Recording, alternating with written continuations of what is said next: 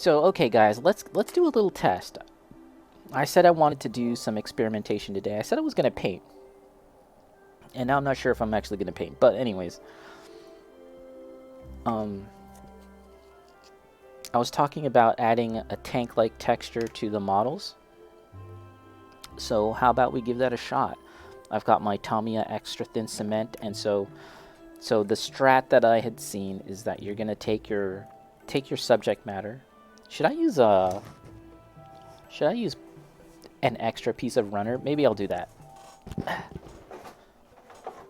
Let me see. Let me just find some extra runner so that I can do this.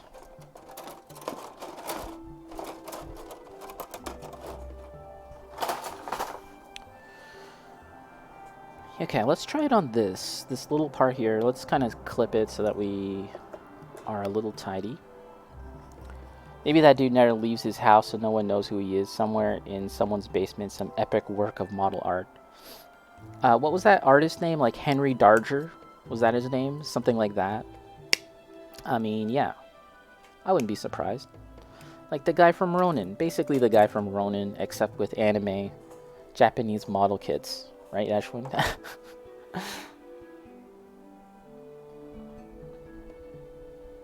Alright. Alright, let's try. I'm very curious as to how this is going to work. This brush is suitably jacked up. They recommend using a very rough, very stiff brush that you don't mind getting messed up. Let's just cover this up. Let's try. Let's see what's going to happen.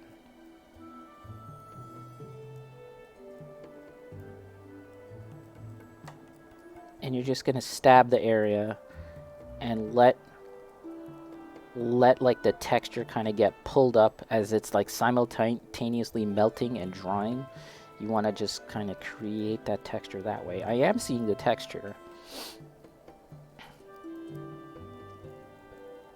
Basically the surface is no longer smooth, right? That's basically what's happening.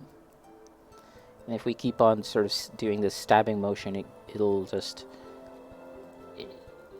continue. This Tamiya extra thin cement is kind of it's a quick drying one, so I think that if you wanted to really kind of get in there, you could do that with a thicker texture. Sorry, with the normal drawing one.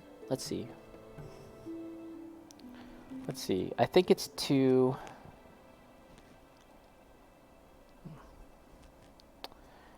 It's probably going to be hard to show up on camera, unfortunately. Yeah, maybe right there. You can kind of see that it's created like a mottled texture on top. That's kind of what we want. Not slide. Interesting, I've seen people do putty and then do the same thing with thinner. Yeah, so I want to try that too, not slide. But all I have right now is this, Milliput. And I've seen people use Tamiya putty. I'm wondering if I could do it with Milliput. Do you think I should try?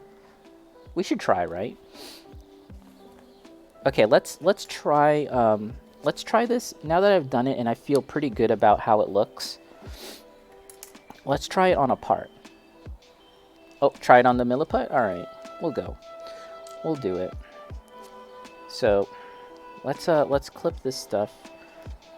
And let's try and get the get this like thinner surface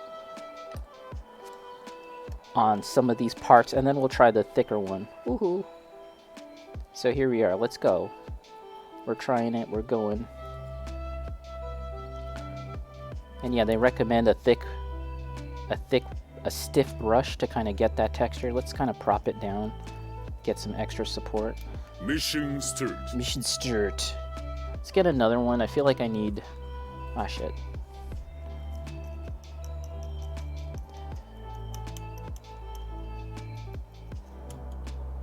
It's looking good. Cool. Thanks. Yeah. I mean, this is an experiment. I don't know.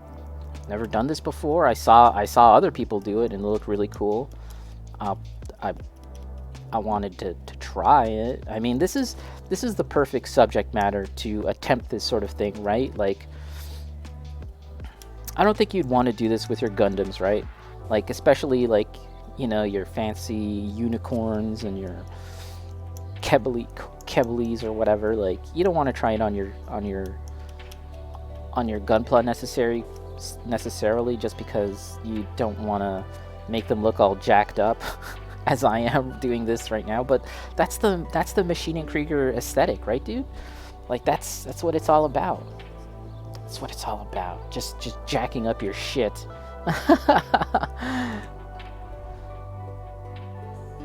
Not slide. I'm about to do this on a Zagok. Yeah, let's do it, man. I want to see it.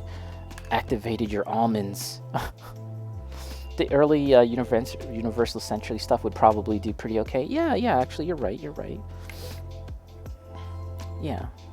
I mean, why not? Like, Gunpla is freedom, so do whatever you want. Okay, that's going to be hard to clip. Let's look at this.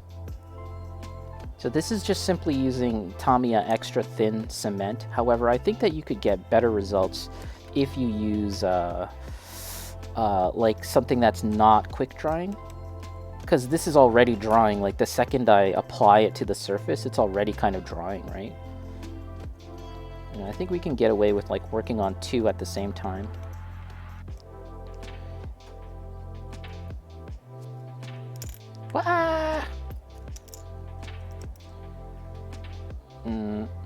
Okay, let's just clip a little bit of it. Yeah, today is experimentation day, guys.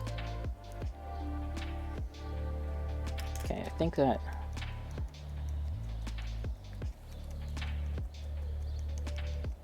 And we're really smashing the surface here. We're really working the cement onto the surface, and then trying to basically pull it up such that it doesn't, like, as it's melting and as it's drying, like, we're kind of pulling it up, and then and the surface is getting all textured that way.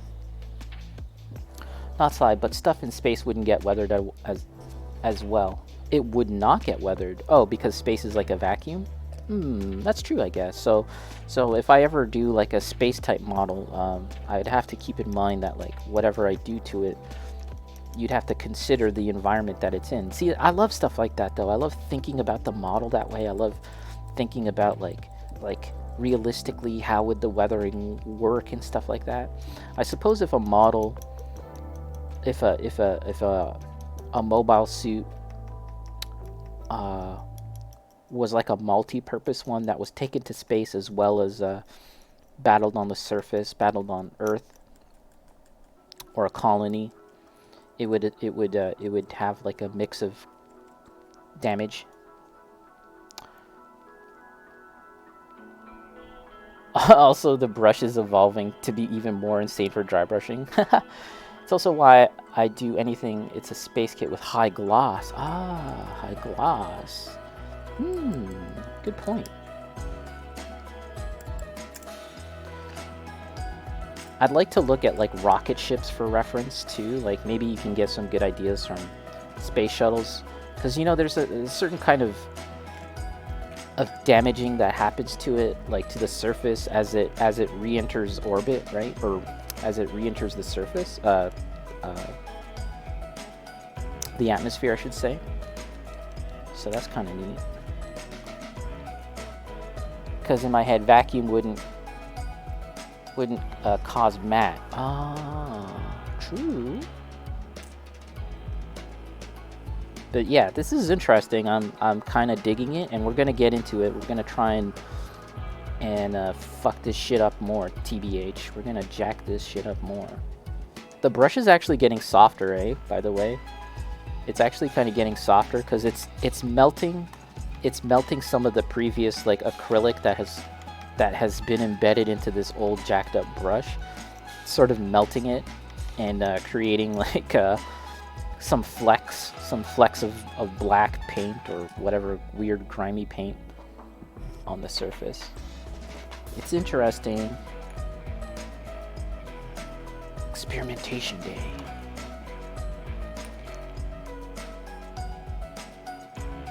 And so I've also seen people, well, I say people, it's really just, it's Lincoln Wright. I watched Lincoln Wright's video Lincoln Wright and Night Shift, if you've ever seen Night Shift, the very accomplished armor tank builder on YouTube.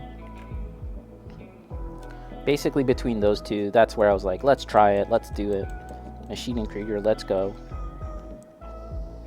And yeah, I've seen it done. I've seen this technique done with also just like gesso, or rather not gesso, surfacer, Mr. Surfacer, effectively a primer, right?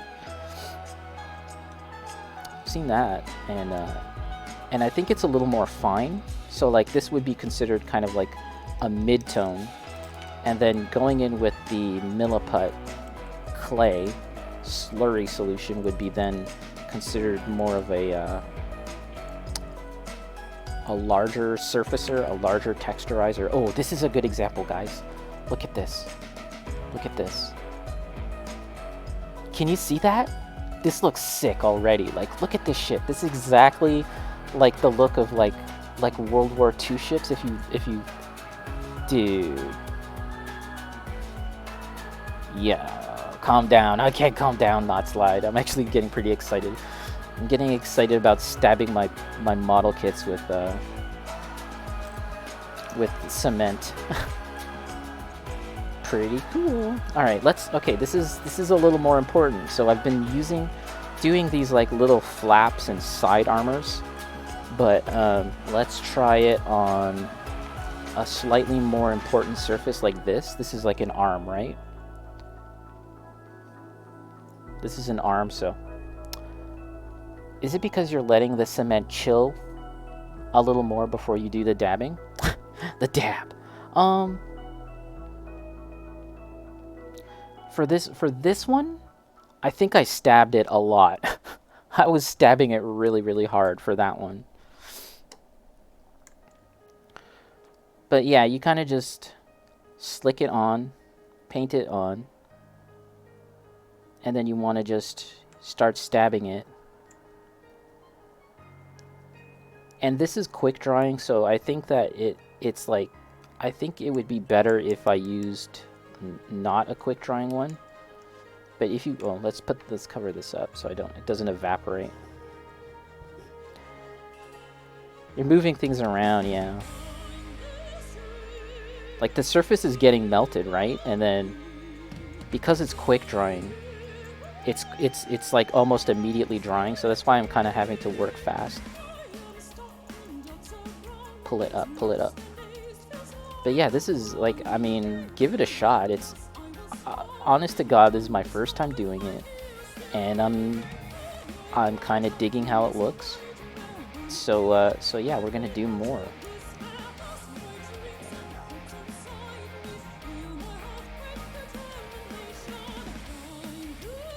But you're gonna have to let this stuff dry for like the rest of the day, the rest of the night, right? Because it's so jacked up now. The surface is so melted. You're gonna have to just give it some time.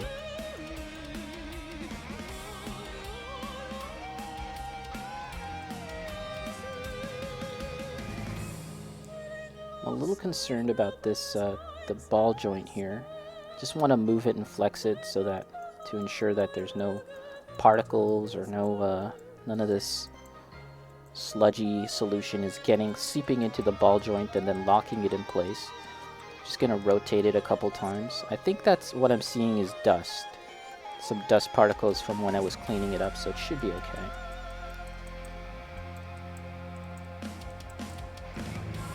Let's give it a bit more.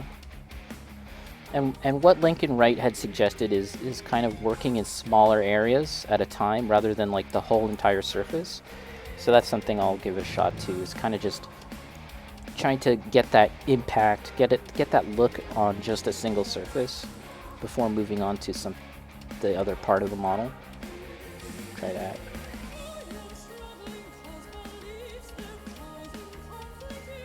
But interestingly, this brush, as I said, is kind of getting softer as I'm working with it. It's sort of losing that rigidity, that stiffness that I initially. That's why I picked it, this brush specifically. So I might have to go seek out another stiff brush.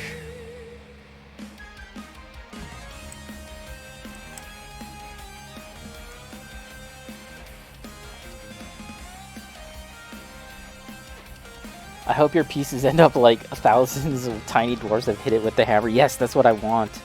That's what I want. This is the dwarven impact technique.